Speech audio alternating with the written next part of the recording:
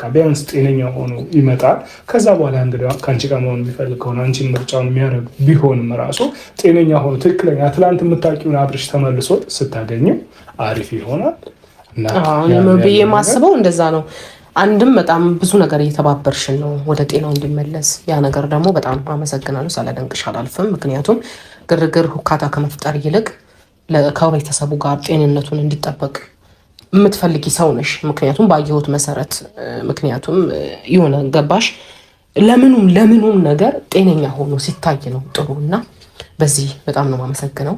በጣም ጎበዝ፣ ጥሩ ስራ እየሰራህ ነው ያለው። ትናንትና ባልኩህ ነገር ላይ ቀጥ ብለህ አመራርና ቆራጥ ውሳኔ መስጠት በጣም አስደስቶኛል።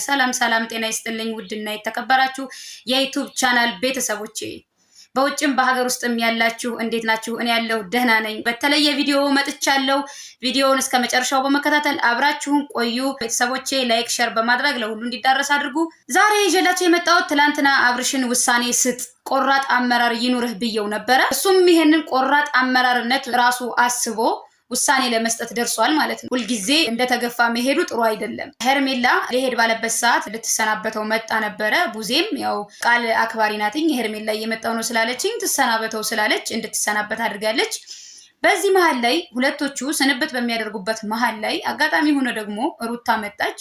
ሩታንም ያው እንዳያችኋት ነው። ከኔ ውጭ አወጣችሁ የት ልትወስዱት ነው? ልትደብቁት ነው ወይ? ሳምንትም 15 ቀንም ቆይ ዙረህ የኔ ነህ ምናምን የሆነ በቃ ማስፈራራቻ ነገር ምናምን ዛቻ እያቀረበች ነው። አብርሽ ለሁለቱም መልስ አልሰጠም። በነገራችን ላይ ሄርሜላም ስትሰናበተው መልስ አልሰጠም፣ ሩታም ስትሰናበተው መልስ አልሰጠም። ዝምታ ነው መልሱ።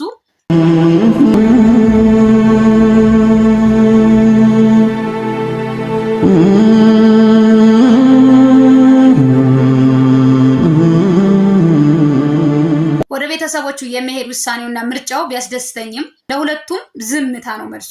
ሩታ አሁንም ላይ እየረጋች አይደለም፣ የሰከነ መንፈስ የላትም። ከሄርሜላ ያየነው ነገር እርጋታን ነው። የሱ ጤንነት ስለሆነ እያሳሰባትም ያለ እያስጨነቃትም ያለ የሱ ጤንነት ስለሆነ እንደውም ደስ እንዲለው ምንድነው ያለችው? ከነዳድ ጋር ልትሄድ ነው አይደለ? ከነሱ ጋር እኮ ናፍቃል፣ ካየኸው በጣም ቆይተሃል፣ ተጫውተህ ተዝናንተህ እነሱ ጋር የፈለከውን ያክል ቆይተህ ስትመጣ ወደ ውጭ ይዤ ሄዳለሁ ብዬ ቃል ገብቼልሃለሁ አይደል? ቃሌን አላጥፍም ይዤ ሄዳለሁ ነው ያለችው። እሱ ደስታው ነው እያስደሰታት ያለ፣ እያስጨነቃት ያለ የሱ ህመም ነው።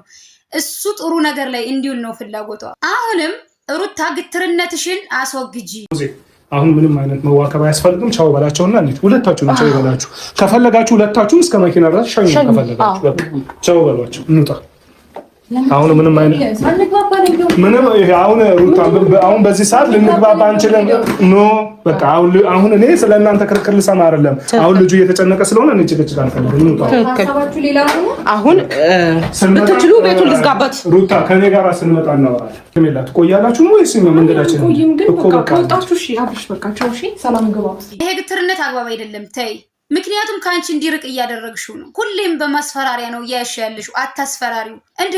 የት ልትሄድ ነው? ግግም ከኔ ደብቃችሁ ልትወስዱት ነው? ጭራሽ ሄርሜላ አጋጣሚ ልትሰናበት የመጣችው ልጅ አብራችሁ ደብቃችሁ ልትወስዷት ነው ወይ ብለሽ ሙግት ነው የጀመርሽው ከእህት ከወንድሞች ጋር። ይኸውልሽ የሰው ልጅ እናት አባቶቹ ባይወልዱት እዚህ ደረጃ ባያደርሱት ያንቺ አይሆንም ነበረ ይሄ ልጅ። ስለዚህ ከአንቺ በፊት ቀድሞ የተገኙት እነሱ ናቸው፣ ያስገኙትም እነሱ ናቸው የወለዱት። ስለዚህ አንቺ ከቤተሰቦቹ ልትበጫቺም ይሄድ፣ ቤተሰቦቹን ይገናኝ። የእህት ወንድሞችን ቃል አክብሪ። ሰምተሻታል። ሄርሜላ በስርዓት አስረድታሻለች። ይሄድ፣ እናት አባቶቹ ናቸው፣ እነሱም እህት ወንድሞቹ ናቸው፣ ይውሰዱት፣ ችግር የለውም እያለችሽ ነው።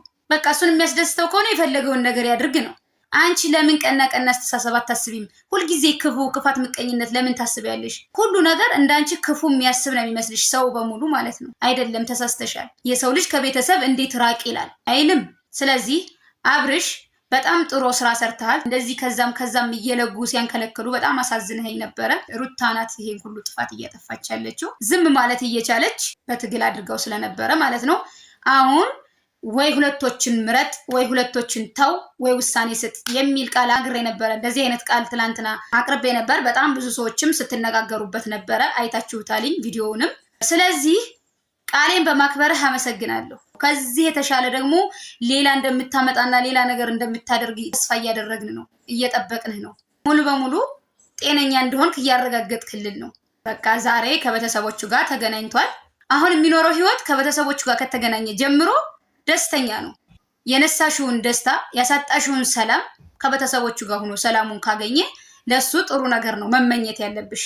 ሄርሜላ እንደምታደርገው ከሄርሜላ ትምህርት ልትወስጂ ይገባል። እንደዚህ ቁማችሁ ራሱ እኮ እንደዚህ እህትና ወንድሙ ፊት ላይ ቁማችሁ ሩታና ሄርሜላ በቆማችሁ ሰዓት እኮ የሩታ ምላስ ነው ቀደም የሚለው ጉልበቷ፣ ምላሷ፣ እጇ ምኗ የማያርፍም። በቃ ሁሉን ነገር ዝም ብላ ነገራቶች እስኪያልፉ ድረስ እያዳመጠች መልስ የምትሰጠው ሄርሜላ ብቻ ናት።